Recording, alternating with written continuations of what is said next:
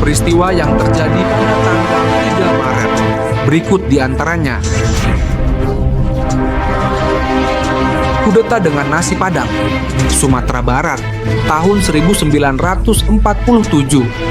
Di sebuah rumah makan Padang yang jadi markas rahasia, sekelompok perwira militer dan sipil duduk serius mengelilingi meja yang penuh dengan gulai ayam, rendang, dan sambal ijo. Ini bukan sekadar makan siang-siang biasa. Ini adalah rapat besar untuk menentukan masa depan pemerintahan Sumatera Barat. Jadi begini kawan-kawan, kata Komandan Rahmat sambil menyuap nasi. Kita nggak bisa terus begini. Pemerintah pusat nggak ngerti kebutuhan kita di sini. Kalau kita ambil alih kekuasaan, kita bisa mengatur sendiri tanpa harus nunggu perintah dari Jakarta. Sersan Budi yang dari tadi sibuk dengan ikan asam padeh akhirnya angkat kepala. Komandan, saya setuju, tapi kita harus pikirkan strategi. Jangan sampai kita kayak main catur tapi nggak tahu siapa lawan kita. Betul, sahut Pak Hasan, perwakilan sipil yang lebih banyak bawa buku daripada senjata. Kita harus punya rencana matang, tapi sebelum itu tambah nasinya dulu. Sambil mengunyah, mereka merancang strategi kudeta yang rapi. Atau setidaknya mereka pikir begitu. Tapi ada satu masalah, ada satu orang yang terlalu semangat menyebarkan rencana mereka. Siapa? Ya, siapa lagi kalau bukan Pak Ujang, tukang becak yang sering nongkrong di rumah makan itu. Kalian tahu nggak, minggu depan ada kejutan besar di kota, kata Pak Ujang ke pelanggan lainnya sambil menyeruput es teh.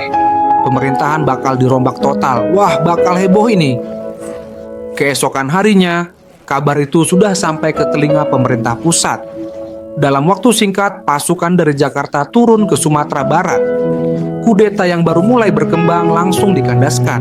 Bahkan sebelum bisa bikin pengumuman resmi, Komandan Rahmat dan kawan-kawan, mereka semua ditangkap. Pak Ujang, dia malah ditawari jadi reporter karena kemampuan menyebarkan informasi yang cepat dan akurat. Lanjut ke peristiwa Kop Kamtib dan Ketua RT yang kepo. Tahun 1969, suasana politik Indonesia masih tegang. Di sebuah kampung di Jakarta, Ketua RT Pak Maman baru saja mendengar kabar bahwa pemerintah membentuk Komando Operasi Pemulihan Keamanan dan Ketertiban, Kop Kamtib. Wah, ini cocok buat kampung kita, katanya sambil mengelap keringat. Kita juga butuh keamanan dan ketertiban di sini. Nggak bisa dibiarkan ada yang suka parkir sembarangan dan nyolong sandal. Dengan semangat Orde Baru, Pak Maman membentuk Kop Kamtib kampung. Isinya, ya bapak-bapak komplek yang tiap malam ronda, plus ibu-ibu arisan yang rajin mengawasi siapa yang beli gula lebih dari setengah kilo. Semua harus tertib, kata Pak Maman sambil menunjuk papan pengumuman baru. Dilarang menyanyi lebih dari pukul 9 malam. Awalnya warga setuju, tapi lama-lama aturan Pak Maman makin aneh. Dilarang pakai sandal jepit yang warnanya nggak sama. Anak kecil nggak boleh main petasan lebih dari 3 kali sehari. Warga mulai resah. Ini kampung atau barak militer sih, bisik Bu Siti. Akhirnya gerakan perlawanan muncul. Pemimpin mereka, siapa lagi kalau bukan Bang Ucok, pemilik warung kopi yang jam operasionalnya terganggu karena aturan ketat Pak Maman. Kita harus protes, kampung ini harus bebas, kata Bang Ucok sambil menyeduh kopi. Warga pun bergerak. Mereka mengadakan aksi duduk di depan rumah Pak Maman. Setelah berhari-hari tanpa ada yang beli cilok di rumahnya, Pak Maman akhirnya menyerah. Baiklah, Kop Kamtib kampung dibubarkan, katanya dengan pasrah. Warga pun bersorak. Kampung kembali damai, Bang Ucok bisa jualan sampai larut malam lagi. Dan Pak Maman kembali ke pekerjaan aslinya, jualan bubur ayam. Kudeta dengan nasi Padang, Sumatera Barat, tahun 1947. Di sebuah rumah makan Padang yang jadi markas rahasia, sekelompok perwira militer dan sipil duduk serius mengelilingi meja.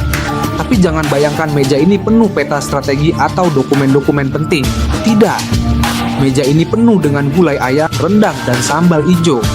Kudeta tetap kudeta, tapi makan tetap nomor 1. Jadi begini kawan-kawan, kata Komandan Rahmat sambil menyuap nasi. Kita nggak bisa terus begini. Pemerintah pusat nggak ngerti kebutuhan kita di sini. Kalau kita ambil alih kekuasaan, kita bisa mengatur sendiri tanpa harus nunggu perintah dari Jakarta. Sersan Budi yang dari tadi sibuk dengan ikan asam padeh akhirnya angkat kepala. Komandan, saya setuju, tapi kita harus pikirkan strategi. Jangan sampai kita kayak main catur tapi nggak tahu siapa lawan kita. Betul, sahut Pak Hasan, perwakilan sipil yang lebih banyak bawa buku daripada senjata. Kita harus punya rencana matang, tapi sebelum itu tambah nasinya dulu. Rapat terus berlanjut di antara suapan nasi dan tegukan teh talua. Mereka merancang strategi kudeta yang rapi, atau setidaknya mereka pikir begitu. Tapi ada satu masalah. Ada satu orang yang terlalu semangat menyebarkan rencana mereka. Siapa? Ya, siapa lagi kalau bukan Pak Ujang, tukang becak yang sering nongkrong di rumah makan itu. Kalian tahu nggak, minggu depan ada kejutan besar di kota, kata Pak Ujang ke pelanggan lainnya sambil menyeruput es teh. Pemerintahan bakal dirombak total. Wah, bakal heboh ini. Keesokan harinya, kabar itu sudah sampai ke telinga pemerintah pusat. Dalam waktu singkat, pasukan dari Jakarta turun ke Sumatera Barat. Kudeta yang baru mulai berkembang langsung dikandaskan. Bahkan sebelum bisa bikin pengumuman resmi, Komandan Rahmat dan kawan-kawan, mereka semua ditangkap. Pak Bang, dia malah ditawari jadi reporter karena kemampuan menyebarkan informasi yang cepat dan akurat. Lanjut ke peristiwa Kopkamtib dan Ketua RT yang kepo. Tahun 1969, suasana politik Indonesia masih tegang. Pemerintah baru saja membentuk Komando Operasi Pemulihan Keamanan dan Ketertiban, Kopkamtib, sebuah badan militer khusus yang tugasnya menjaga ketertiban negara. Di sebuah kampung kecil di Jakarta, Ketua RT Pak Maman baru saja mendengar berita itu dari radio. Matanya langsung berbinar. Wah, ini cocok buat kampung kita, katanya sambil mengelap keringat. Kita juga butuh keamanan dan ketertiban di sini. Nggak bisa dibiarkan ada yang suka parkir sembarangan dan nyolong sandal. Dengan semangat Orde Baru, Pak Maman membentuk Kopkamtib kampung. Isinya, ya bapak-bapak komplek yang tiap malam ronda, plus ibu-ibu arisan yang rajin mengawasi siapa yang beli gula lebih dari setengah kilo. Mereka mulai mengatur kampung dengan peraturan ketat. Dilarang menyanyi. Lebih dari pukul 9 malam, dilarang pakai sandal jepit yang warnanya nggak sama. Anak-anak nggak boleh main petasan lebih dari 3 kali sehari. Awalnya warga setuju, tapi lama-lama aturan Pak Maman makin aneh. Bahkan Bang Ucok, pemilik warung kopi yang biasanya santai, mulai merasa risih. Ini kampung atau barak militer sih, bisik Bu Siti. Puncaknya, Pak Maman melarang warung kopi buka lebih dari jam 10 malam. Ini jelas pukulan telak bagi Bang Ucok yang omsetnya turun drastis. Maka muncul perlawanan.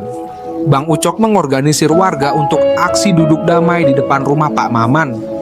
Mereka bawa poster bertuliskan kopi untuk kebebasan dan jangan larang kami ngopi. Pak Maman melihat kerumunan warga dari jendela rumahnya. Ia mulai gelisah. Apalagi setelah melihat istri dan anaknya ikut aksi bawa poster, "Ayahku dulu baik." Tak tahan tekanan, akhirnya Pak Maman keluar dengan bendera putih. Baiklah, Kopkamtib kampung dibubarkan," katanya dengan pasrah. Warga pun bersorak. Kampung kembali damai, Bang Ucok bisa jualan sampai larut malam lagi. Dan Pak Maman kembali ke pekerjaan aslinya, jualan bubur ayam. Kembali ke meja makan. Beberapa tahun setelah kejadian di kampung, Pak Maman akhirnya bisa move on dari kegagalan Kopkamtib kampung. Sekarang dia fokus jualan bubur ayam, tapi trauma aturan ketat masih membekas di warga. Mereka sampai membentuk Dewan Kebebasan Kampung, yang tugasnya memastikan nggak ada lagi aturan aneh. Sementara itu di Sumatera Barat, Pak Ujang si tukang becak yang dulu bikin kudeta gagal, masih aktif. Tapi kali ini dia bukan cuma menyebarkan berita, tapi juga membuka warung informasi, tempat warga bisa bertukar gosip politik sambil minum kopi. Suatu hari, Komandan Rahmat yang sudah bebas dari tahanan mampir ke warung Pak Ujang. "Kamu tahu, kalau saja kita nggak keburu ketahuan waktu itu, mungkin Sumatera Barat bisa jadi negara sendiri," kata Komandan Rahmat sambil menyeruput kopi. Pak Ujang tertawa. "Ah, Komandan, Kalau Sumatera Barat jadi negara sendiri, kira-kira warung saya ini bisa jadi kantor berita nasional nggak? Mereka tertawa bersama. Komandan Rahmat sebenarnya masih menyimpan sedikit kekecewaan. Tapi begitu dia melihat sepiring ketan durian di meja, rasa kecewanya langsung berkurang 90%. Kalau saja dulu kita bikin kudeta di rumah makan Padang seperti ini, mungkin sejarah bakal beda, kata Rahmat. Pak Ujang mengangguk. Iya, Komandan. Tapi mungkin juga kita bakal gagal lebih cepat, soalnya semua orang bakal sibuk makan daripada merencanakan apapun. Mereka tertawa lagi. Sejarah mungkin tak berpihak pada mereka, tapi setidaknya mereka punya cerita lucu yang bisa dikenang. Sejarah berulang di tempat yang sama. Tahun demi tahun berlalu, suasana politik Indonesia terus berubah. Tapi ada satu hal yang nggak pernah berubah. Semangat orang Indonesia untuk ngumpul, ngobrol, dan makan. Di kampung Pak Maman, suasana makin meriah sejak Dewan Kebebasan Kampung terbentuk. Tapi saking bebasnya, malah muncul masalah baru. Warung kopi buka 24 jam, anak-anak main petasan tiap 5 menit, dan Bu Siti sampai protes karena ada yang nyanyi karaoke sampai subuh. Kita perlu aturan lagi, kata Pak Maman, kali ini sambil makan bubur ayam buatannya sendiri. Warga langsung panik. Jangan-jangan Kop Kamtib Kampung bakal bangkit lagi. Sementara itu di Sumatera Barat, Pak Ujang masih menjadi sumber berita tercepat. Kali ini dia sibuk menyebarkan kabar soal wacana pemekaran daerah yang katanya bakal bikin Sumatera Barat punya otonomi lebih luas. Komandan Rahmat yang sekarang sudah pensiun datang lagi ke warung Pak Ujang. Kamu yakin ini bukan kudeta jilid 2? Tanya Rahmat sambil menyeruput kopi. Pak Ujang tertawa. Tenang Komandan, sekarang beda. Nggak ada lagi kudeta, paling-paling cuma debat di grup WhatsApp. Mereka berdua tertawa, lalu kembali menikmati sarapan. Di Jakarta, di kampung Pak Maman, terjadi perdebatan besar. Setelah melalui rapat panjang, akhirnya warga menemukan solusi terbaik. Bebas tapi ada batas. Artinya, warung boleh buka lama, tapi nggak boleh berisik tengah malam. Anak-anak boleh main petasan, tapi nggak boleh tiap 5 menit. Karaoke boleh jalan, tapi harus ada jam malam. Pak Maman mengangguk puas. Kali ini aturannya disepakati bersama, bukan dipaksakan.